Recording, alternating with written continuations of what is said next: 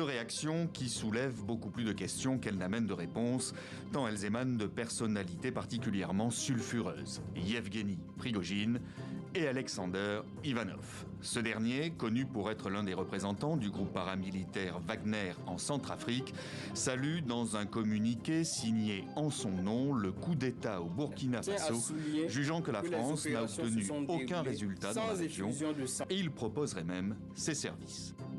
Je crois que si des instructeurs russes sont invités à former l'armée du Burkina Faso, ils pourront le faire efficacement. La COSI est prête à partager l'expérience acquise en RCA sur l'organisation rapide et de qualité de travail afin de constituer une armée prête à combattre. La COSI, la Communauté des officiers pour la sécurité internationale, une association connue pour son lobbying en faveur des sociétés militaires privées russes.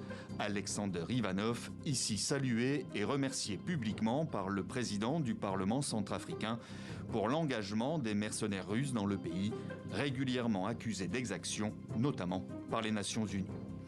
Le deuxième personnage à réagir est donc Yevgeny Prigojine, l'homme d'affaires que l'on dit proche de Vladimir Poutine.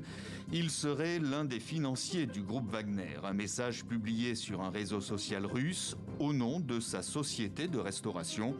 Il saluerait le putsch de Ouagadougou et prédirait un nouveau mouvement de libération en Afrique, une nouvelle ère, je cite, de la décolonisation. Il n'est pas surprenant que de nombreux États africains cherchent à se libérer. Cela se produit parce que l'Occident essaie de maintenir la population de ces pays dans un état semi-animal. Au Mali voisin, si les militaires au pouvoir renforcent leur coopération avec la Russie, à travers notamment la livraison d'armes, de munitions et de matériel, aucune preuve formelle n'a été fournie quant à la présence de paramilitaires russes dans le pays.